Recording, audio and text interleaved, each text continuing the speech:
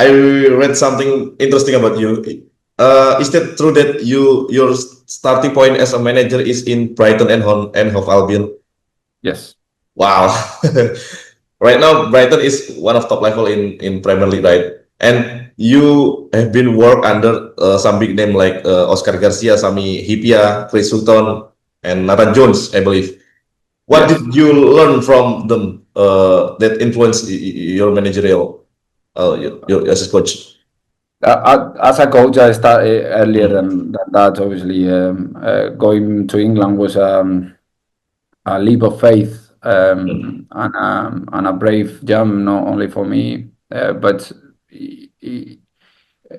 what I understood very early, I was always, I had a special love for football and a passion for football. I played all my life, but I understood that probably I wasn't gonna get as a player at the level that I wanted to be part of and to be working on, off and to make football my life, for me and for my family. So what I did is I went and studied as much as possible, become the best professional in sport that I could do. I did my coaching licenses, and I did a lot of coaching here in Spain. But it got to a point that, because I was very very young, I was only 23, I believe, when I moved to England. Mm. I got all my budgets, my licenses, and my university degrees and masters. I couldn't get much more in terms of knowledge acquirement. What I had to get was experience, and we went to England, and it wasn't as easy as it might seem. We had to go there and work in coffee shops and restaurants to get by and to make sure that we could afford to staying in England, and to have a house and to be able to eat every day. Uh, but once that I found the English system very rewarding. If you put work and you do work, you will get rewarding with progress, and to be able to get more and better jobs. Brighton was the first place that gave me a full-time contract as a football coach, which I believe that it should be the target for every football coach in the world. Doesn't matter if it's an academy role or a senior role. Is that you get paid full time to be a football coach, to be thinking about football all day, and that's what we got in Brighton, and then we progressed from there. And I've been very fortunate to be working with great people, great coaches, not only the head coaches, but the sports scientists, medical departments, scouting departments, sporting directors, owners. And probably the best thing is that you get to work with people that have either played or managed at the highest level with the highest standards. And even though that they're different, they got different methodologies, different ways of man management, different ways of approaching football or style of plays.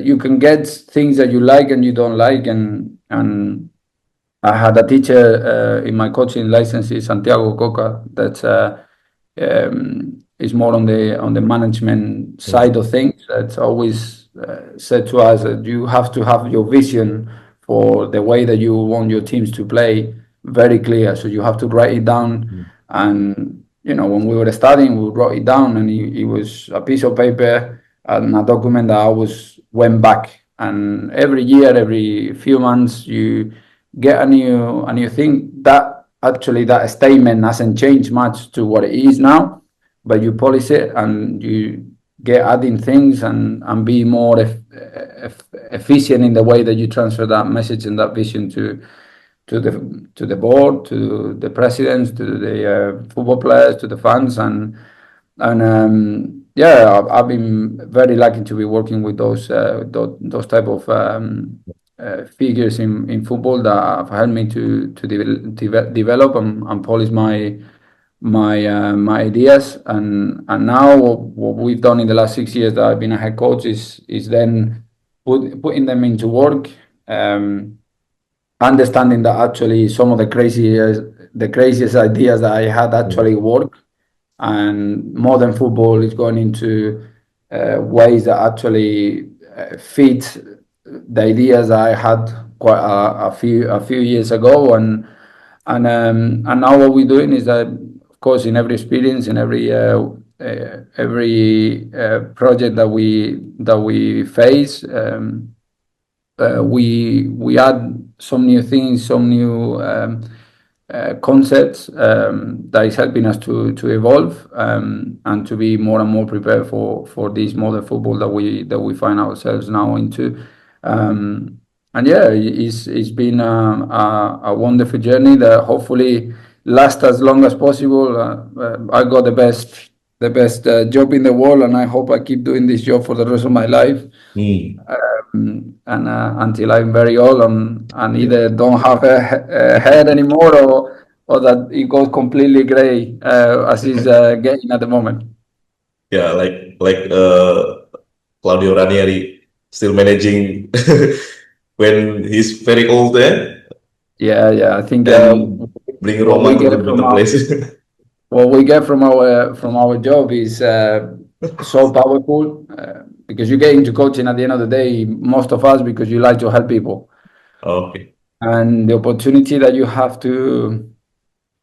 get to not only put your ideas in place and to progress a team, but to actually touch into people's lives, and Hmm. sometimes change them for the good, I hope, mostly, is something so powerful. Then the connection with the fans, with the supporters, gives you that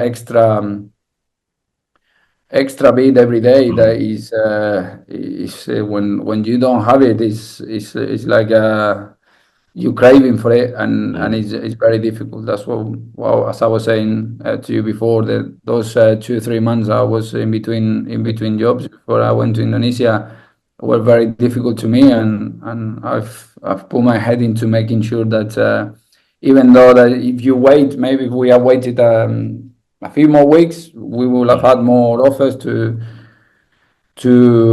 pick from. But when you get something that makes you feel something special, I think it's better to take it and to make sure that you keep working, and then you keep pushing yourself and enjoying this wonderful job that we do, and this wonderful life that we're experiencing. Okay.